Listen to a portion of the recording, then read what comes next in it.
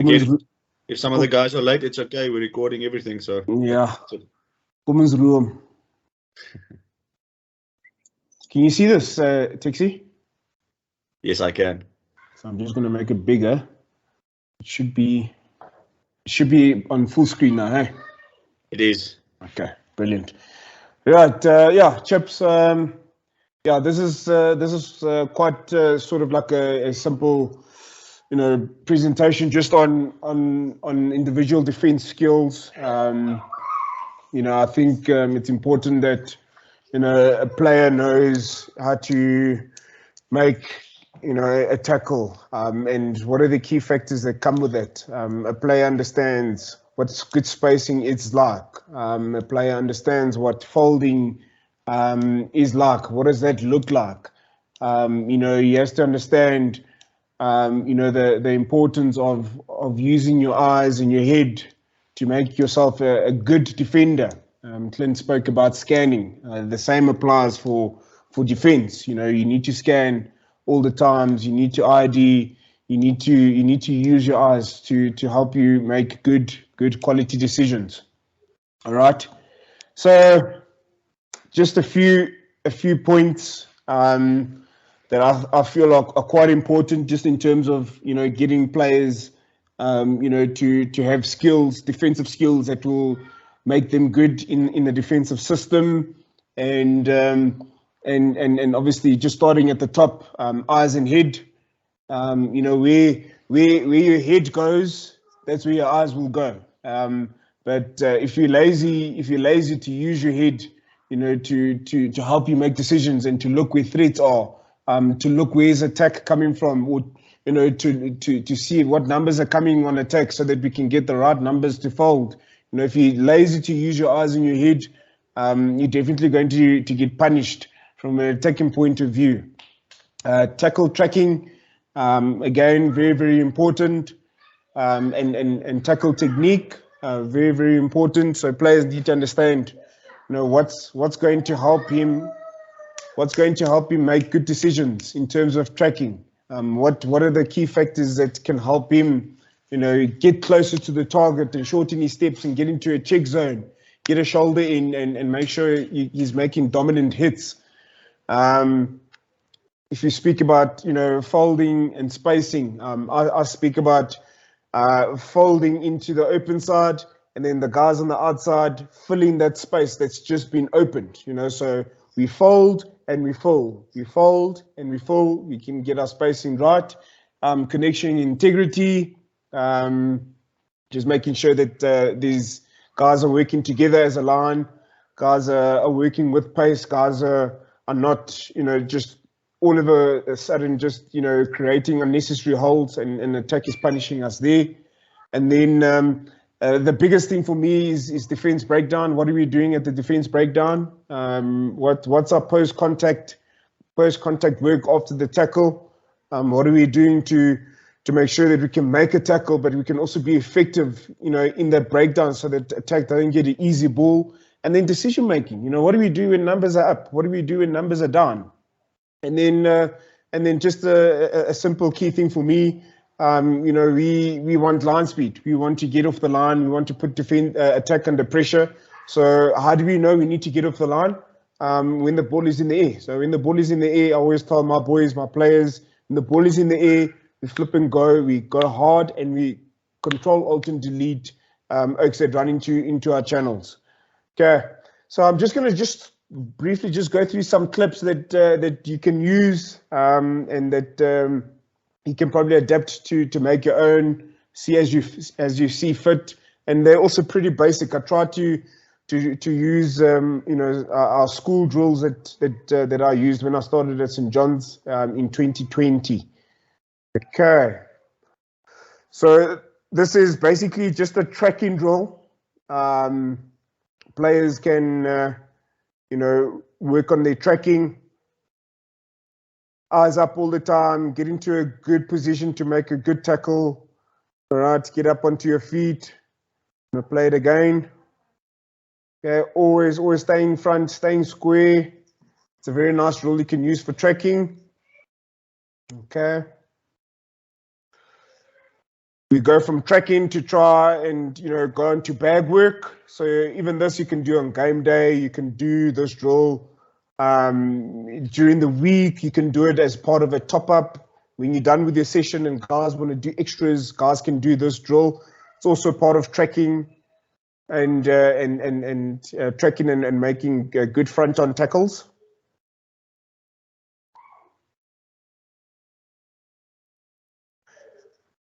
So you go left and right, left and right, left and right. I'll play it again. So that boy's just made a left shoulder. Then you can come around and you can make a right shoulder. There we go. Yeah, and again, just simple key factors. Check your body height, get nice and square, make sure you're leading with the correct leg, correct shoulder, and then you get off the line so that you can make a positive hit. You don't want to wait on the line. You get off the line, you shorten your steps, you get a good power step in, and then you can control alt and delete oaks. Another tackle drill. Yeah, this is also pretty basic. So if your guys are struggling with confidence and struggling to, maybe they're a bit scared and that sort of thing, you can do this drill to just prep them to get into those live hits, and also very, very low key. Okay. Right, so you get off the line, get into a good body position, check at his head, right? You don't really want his head there. You want it to be nice and square, nice and straight on, right? You can see he's lacking a little bit of confidence, right? And obviously we'll see that it's not a positive tackle. Okay, let's have a look at it again. Right, poor technique. Let's have a look at this one. Okay, maybe the head can be a bit more tighter, all right? But let's just look at how he finishes. Let's look at how he finishes. Right, that's what we're looking for. All right, let's play it again.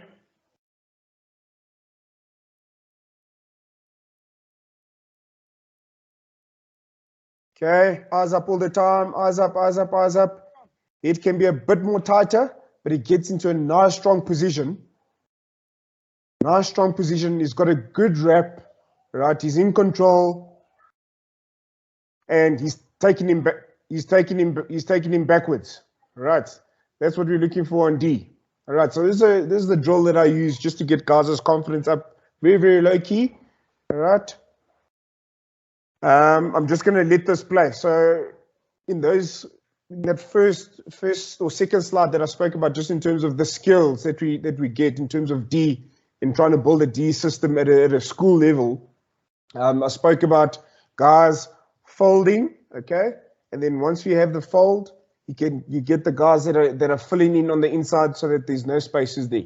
So I just want to play this clip.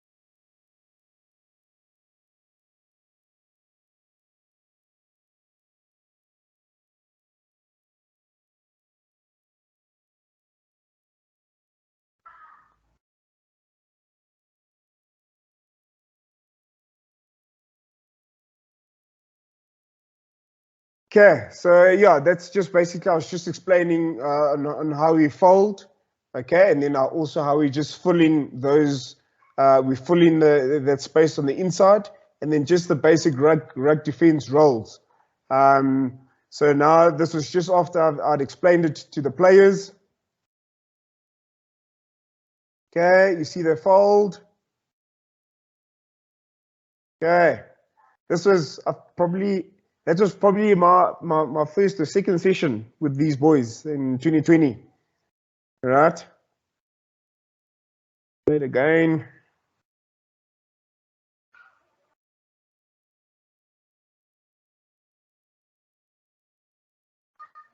So just the key thing about folding, you need to fold. As soon as you fold, the guys that have left that space on the inside, we need to make sure that we fill that space as well. Fold and fill, fold and fill, fold and fill. Okay. Then we're going to double hits. And again, just focusing on those three defenders, the primary defender, the adjusting defender on the outside, and then the catch-up defender on the inside.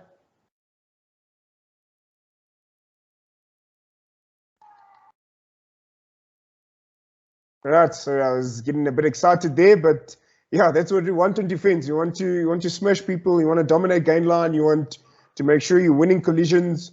And again, it's just the clarity of making sure that the primary defender is going nice and low on the legs, okay, and then that catch up is on the ball if he has to come in, or the adjust on the outside, he's adjusting. And he's also closing in on the ball, and they're making sure that hit is dominant. Okay, I'll play it again.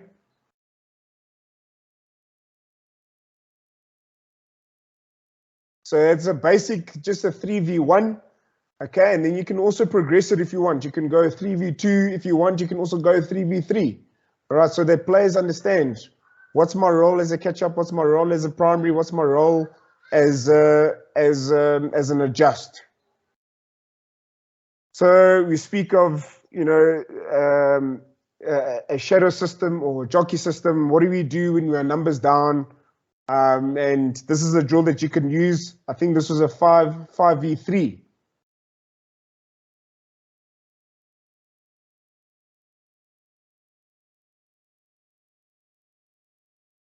So we're looking at obviously not going too hard off the line here, because we don't really have numbers.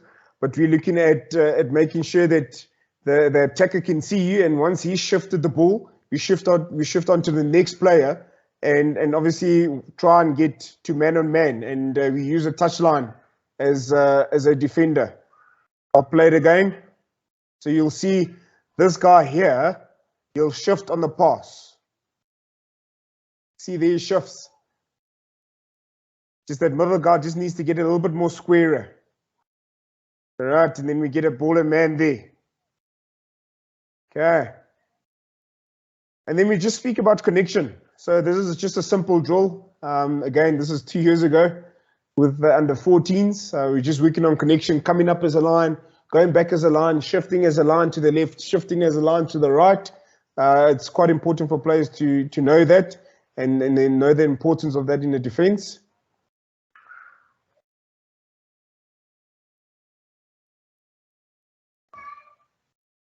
Again, you'll hear me say there, look up. Okay, and again, it's important. You need to try to get the guys to stay square. The guys need to look up. They need to stay soft on their feet so they can adjust to whatever attack is given them. So this is just a connection, and then folding drill into sort of like a general D.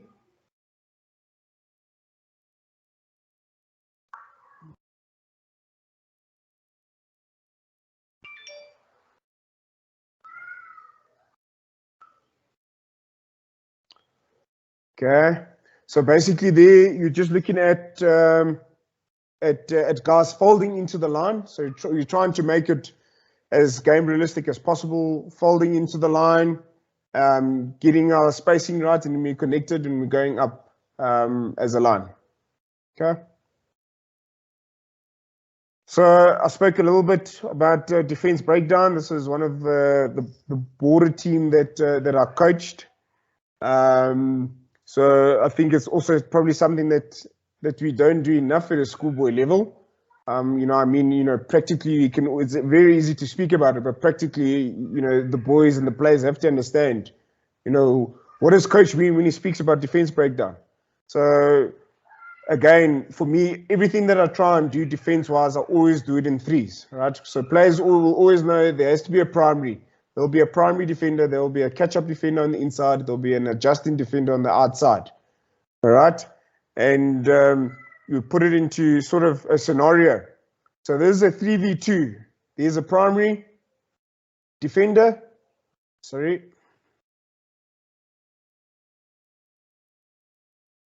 I'm going to go back. Sorry. I just want to pause it. So there's a primary defender. Okay. Then you've got an adjusting defender coming in on the outside. So what they want to do is obviously adjust is on the ball. Okay. So if they're not forcing the ball to pop out there, or if they're not forcing him to be held up or anything of that sort, the next thing that we want to do in terms of our press is to try and put pressure on the defense breakdown. Okay, so you'll see that adjust work. Obviously, he's a little bit from the side, but we want him to obviously stay nice and square, come through, show his daylight, work through that defensive breakdown, and counter-ruck and put pressure there. That's exactly what we're looking for. I'm going to play it again.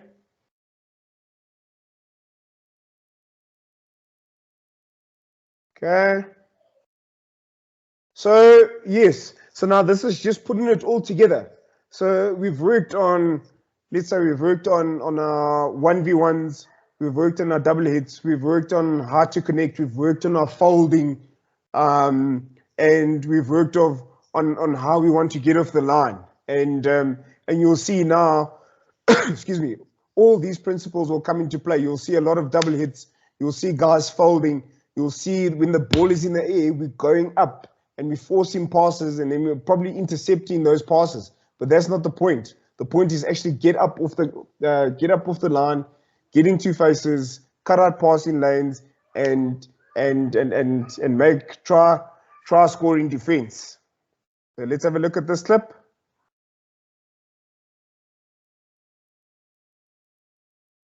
So defense is the guys in white shirts.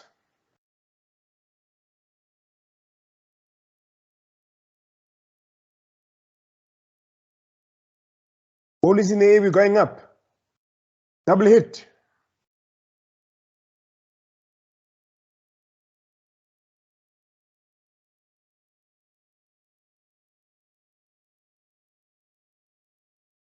Look at that dominant hit.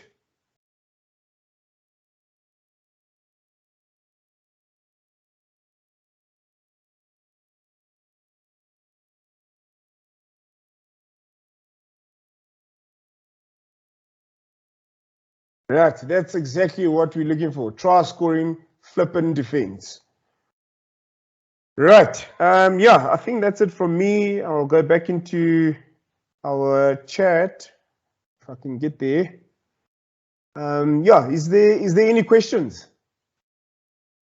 It's thank you again, Kat, for that individual defense session. Let's give it a moment, see if anybody has a question. If not, I think we can just go straight into our last little bit, the Q&A, if there is anything. So I think Clinton and Hein, you can switch on your cameras. I don't think it'll be too long. Just if there is any questions from the gentleman. I see our numbers are a little thin. Kat, can I add something to that thing? And so I just want to reiterate something you said there. Absolutely. Especially with the lower age group, building confidence in defense and building tackle technique up. I think is probably the thing we as coaches forget the most. Doesn't matter what age group you work with, even at the pro level, you got to start with confidence, and even if you tell the guys, listen, he's gonna step right, he's gonna step left, he's gonna come straight at you, and then go from there. It builds massive. That's how you build your whole system. I just want to. It's a beautiful thing you said that as well. No, thanks, Son. No, it's very important, like you said, especially with those lower teams. Yes, those boys struggle, and obviously, you want them to enjoy the game. You want them to stay in rugby. Otherwise, they go to hockey. So you have to try and be creative as to how you're going to build this up for them and what process are you going to follow. Like you've got you've got what you call, you know, those HP players. You know, it's very easy for HP players to go straight into live, you know. But you know, these oaks, you have to sort of like cater for them and try keep them in the game, try get their confidence up, and then just gradually just keep on adding on and adding on and adding on. But even with these drills, I actually, because I'm doing the defense now at Wits for the first side. You know, I've started off with these drills, you know, just to get going. You know, let's see where we are, and you know, let's see, you know, who struggles. Let's see who's got a little bit of a, you know, his head is maybe a little bit away. Maybe we can get tighter. Let's see what I have, and then we can just build on from that. So yeah, you can adapt it to probably most age groups, all age groups. Yeah, absolutely. Graham, the floor is yours. Actually, with your individual tackle technique, do you pair guys of similar size, or when do you start introducing, if you don't do that, I mean, or do you say the player must just adapt to different size players they have to tackle? Yeah, so ideally you probably want, if guys are low on confidence, you probably want them to try and pair up with the same size. But we all know that the game is not perfect. The game is probably going to require me as a Lloyd de Jager to tackle a Cheslin Colby at some point in chance, or a Cheslin Colby to tackle a Mani Tuilagi. It's a massive mismatch. So the key thing there is for players to understand and know the process, the key factors that will help them stop this guy. And if it's a guy that's not the same size as him, he must just go back to those key factors and do his best to stop him. And again, I don't want to get controversial, you know. So we'll probably say, like, myself and Graham have this conversation quite often, and we say, no, everyone must cut legs, and I'm like, no, you can still go high. I can still be a small guy and go high, and I can still stop you. I'll probably lose that battle or that collision, but I can slow you down or do something. But yeah, I just always refer to going back to the process. It's a big guy, it's a small guy. What has my coach told me about a tackle technique? Okay, yes, I need to get off the line. I need to get into the check zone. I need to make sure I'm nice and square. I need to make sure that I'm leaning and I'm getting correct. My head is tight. I can get a good rep. And those are the things that they need to think about. And you know, if they can just get that process right, you'll be okay. And like I said, the game is not perfect. It is going to require a point in time where you have to tackle a guy that steps, and you are quite a big guy, or you're a big guy and you're a small guy, and you have to tackle that big guy. So yeah, I hope that made sense. Clinton? Yeah, so we do a lot of tackle technique. Yeah, so much of it because it's so needed. I do think sometimes as coach we trying to progress too quickly to try and make it full, whereas we need to spend time on repetition and technique. I mean, you don't go into a bullet fight to war every day, but you do train, like trying to make it as safe as possible. Like Heinz said, to build the confidence. And then when the real stuff come, then, you know, we can sort each other out. Because the problem you have often at schoolboy level is that the coach is upset because the guys miss tackles. And then he has a hell of a tackling copper stump session on the Monday. And the best tacklers get written off because they're the only ones tackling. Yeah. So it's such a important thing to manage, because we know the concussion story and guys breaking jaws and all those kind of things. It's not great. So yeah, I think we've got a massive responsibility as coaches to make sure when we arrive. See, a lot of my old boys coaches, they come back and it's like, come on, passion, power, but they didn't prep to do the key factors, the key points. Shorten your step, lower your base, side on, punch shoulder on, all that. So they haven't prepped their session properly, you know. And then what they do is they just want to see heart and passion, and that's where the boys get injured. So yeah, and that's in anything in the carry contact skills that we do. It's all about safety. Yeah, it's especially for us. Sometimes when you got the bigger boys and they watch them, you know, you get away with it. But the other oaks, we need to be very sharp in our detail of how we want to carry or tackle. Yeah, so that was the one point. And then secondly, just to manage. I don't know how you guys find it, Hein, Cut, but when doing tackle technique, controlling the volume in terms of when the contact happens, because often what happens is we're in a 50% zone, and then the attacker is trying to go at 100%, 100 miles an hour, and he's hitting the line hard, and that forces the tacklers to go, and they're not ready, and that's it causes the old Belfast kiss around the back, is that I'm always very nervous about. So I try and be very, very, very descriptive in terms of volume. I call it volume. I said when we did 100 miles an hour intensity, but when the contact happens, you check yourself. Everybody's that's what I try and do. It seems to work a bit. Clinty, we've got a rule. It's about respect. If the attacker shows the defender respect, then vice versa. So if you're an attacker and you come 100 miles an hour, the defender's got license to control alt delete you, as Kat says. But we also never. I try to never do those sessions without bodysuits. I hate the contact shield or whatever you want to call it. I don't use those. We've just ordered another set of these bodysuits. You put them on, you put the legs up in the chest, so it's even extra padding. And we do every single session with those. Something else I wanted to add, Warren Edwards started with Wales, is that you've got to allow people to tackle the way that they're comfortable. Some oaks want to hit legs the whole time, and you cannot force that oak to make chest hits and positive tackles. You've got to let a guy do what he's comfortable with. Ibn Etzebeth is never going to make a chop tackle, so if you got to let him do what he does.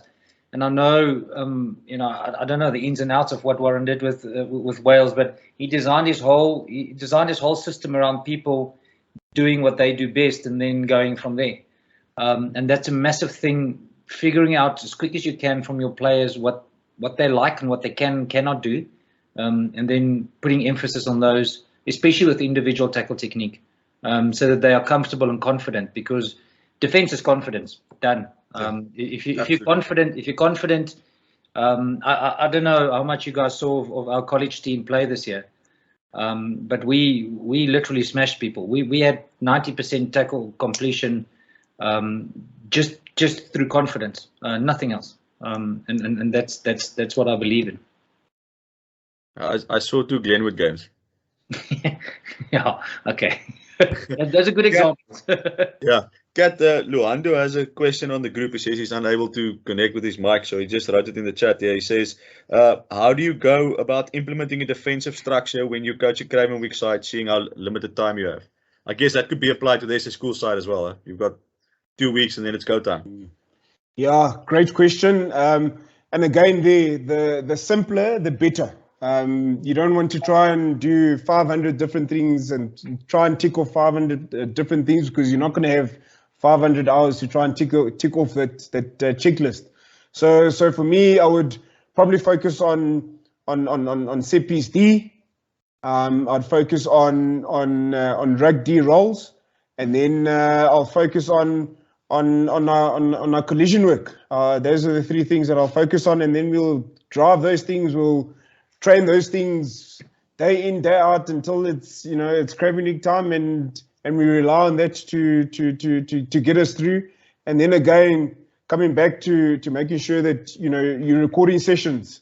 You're getting players to see what you're trying to achieve, and then you can just fix that. You can use that as a coaching tool, because you don't have a lot of coaching time through a Cravenwick or even a SS Schools campaign. So those are the 3 things that I'll definitely make sure I tick it off my checklist.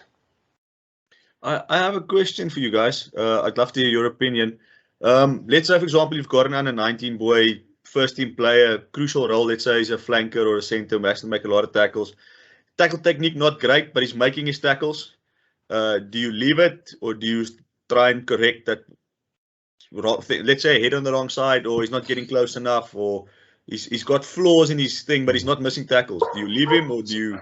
So Tixie, you'll encourage, and you'll you will praise his effort and you'll praise his whatever he does with his collisions and whatever, but you'll work on that small work on. You'll give him time to to see exactly what he's doing. You record that. You show him his improvements, and over time, if you're quite strict on it and if you're quite working on it often, you'll probably get better. But you have to work on it. Again, I think someone said it's a safety thing.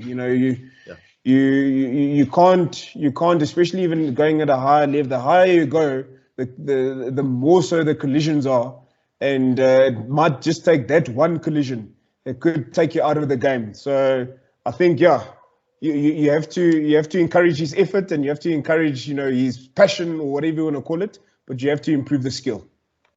Awesome. We have a question from Ivan. Ivan, you can unmute and ask.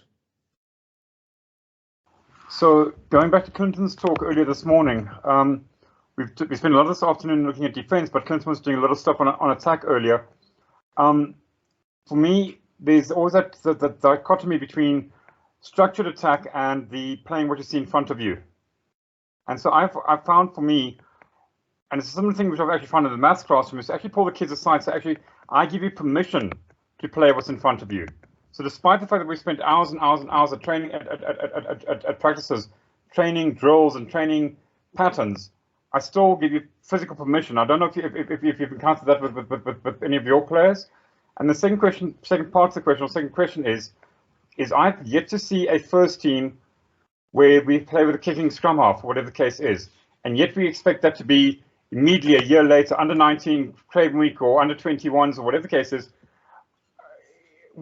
Is any comment from you guys who are professional coaches around the different expectations we have for a schoolboy team, a school team versus a quasi, let's call it a Curry Cup team, so to speak? The skills, the two sets of skills are totally different. Mr. Stayman, sorry guys, Mr. Stayman and I actually work together at St. John's. I just actually want to say to you, listen, yeah, we actually wanted to try and do that this year at school, and we were only limited to 2 games, so it was definitely on our agenda. That's what I wanted to say. Can I give 10 cents on that? If you want to give, and Clint, I don't know what you feel about it. If you want to give somebody permission to play what they see, you got to equip them with the skills to do that. If you do not train that, and you do not teach them, like Clinton said, with scanning and IDing, if you don't do that, you cannot give them permission to go play what they see, because they won't be equipped to do it. Same with everything in life. You got to give them the tools to go play the game. We, for instance, we are blessed this year at college with a 9. He's going to play Craven Week. He's grade 11. He's got his rugby IQ is off the charts. He can kick with both feet. So we literally kicked every single ball. Our fly-off hardly saw the ball this year, and that's how we won rugby games. But in 2 years' time, the guy that's now under 16, when he plays first team, he can't kick. So we cannot expect him to suddenly appear with a magic kicking game. We got to equip him with the skills to do that when we get there, and then adjust our game to suit the needs of the individuals that we have. If you coach a pro team, it's easy, or you coach an international team, it's easy. We wanted to play a certain way in Netherlands, and we selected 23 guys that can do that, and that's the way we played rugby. I think that's the big difference between coaching schoolboys and coaching at professional level. Yeah, just from my side, I think when you're coaching like attack or a different facet, and you really got your philosophy and your principles, and you believe in it and you coach it, I think there will be breakthrough. Guys who don't trust it, and it's not in their DNA to coach that kind of thing, will often revert back to the poverty mindset or blaming the players for not executing properly, And I think both Han and Kat mentioned it. We're in the position to equip the players with skills. So if it's your 9 at under 14, yes, teach them the box kick. Even if you're not a big fan of it, you need to make sure the hookers can throw, the scrum halves can pass, and all those primary roles need to be checked. And then you can actually play any game. Like I said, if I've got Fourie de Priya, then obviously I'm going to box kick. But I'm not a big fan of the box kick, because 6 out of 10 times the scrum half is kicking at at 50%. You know, so it becomes a risk. But if you give them the skills, then you can, then you opens up the triple threat for you massively. The biggest mistake coaches make, they say, let's play. But when the boys make mistakes, they, instead of saying, yes, you were right, there was an opportunity, but we didn't execute. They go like, yeah, but you guys aren't doing this, or you're not getting that, or we're making mistakes. And that kind of like defeats the object of what we're trying to do. That causes the insecurity, the indecisiveness of the play. Should I kick? Should I run? Should I? And that's where you have a problem of blocking the free flow. So you need to put your balls on the line there. And I always say, and luckily I'm in a school that winning is not that important in terms of the result of a rugby match, but it's the way we play the game and the way we coach our boys. So yeah, I often, if we win, the win is ours. If we lose, I'll take it as a coach. And that's the thing you've got to, that's what I live by. And that's what we got to do. I hope that makes sense in terms of the different coaching. Yeah. Clint, you know what's a nice philosophy regarding that, and it's something that Brendan taught me, is that you get 3 types of errors. You get skill error, skill system, and effort error. So if the player makes a skill error or a system error, it's my job as coach. You know, if a guy throws skew in the line out where he knocks the ball, I need to do more of that. I need to give him the skill and the systems to play the game. I can only blame players when it's effort errors. If he's not in place or he doesn't do that, and that's our philosophy, and I that actually the way we need to go. That's fantastic. No, that's fantastic. I just want to come back to that question again, because I think this will answer it properly. What happens is people say when you play heads up rugby, we kind of like just play what you see. That's true, but you've got to see first. You've got to. Therein lies the problem. Often guys want to make decisions when they have the ball in hand, and it's too late, or it's not the right guy with the ball in hand. So that's why I said building your structure. The ACT Brumbies, the Crusaders, will have a little bit of a look at them tomorrow and that, but they are so structured, but it's just free flowing, and then a couple of sides, schoolboys teams I've watched or coached myself over the years. That's what you want to give them. You want to give them structure, so that they can be free. Yeah. Any questions? We'll give it a couple of seconds. Okay. If there's going to be nothing else, gentlemen, I have a question for. Sorry. Start the fires. I have one I just want to end with. Maybe we can ask it tomorrow also, but I want to lead into it for tomorrow. I want each of your opinions on the 100th test tomorrow. What do you think is going to happen? And what are your 3 coaching points for the Boks if they want to win tomorrow? Anybody can start. I'll start. I think it's going to be closer than people think. Yeah. I think the Boks are gonna rise, and they're not going to give the New Zealand guys much. And we're going to just be absolutely ferocious in the set piece, and be very dominant. So if Bowden Barrett keeps kicking, well, hopefully if his brother kicks, then they might take it by 3. If Bowden Barrett kicks, then we've got it by 3. Interesting. Or by 6. Sure. Dixie, I'll go. I think we need to slow the game down as much as we can.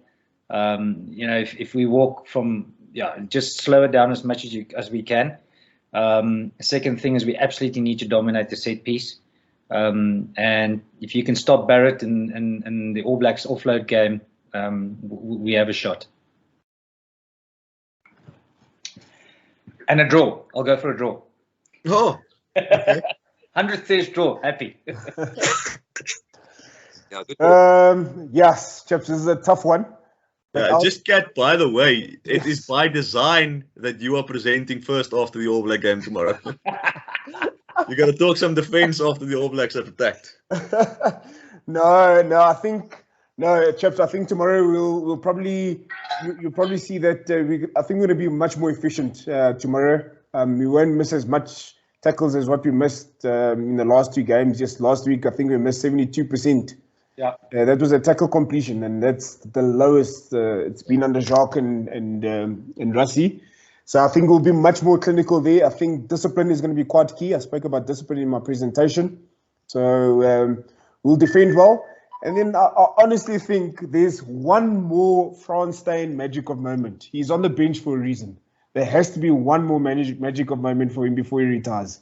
So box by 5. Oh, nice. Good one.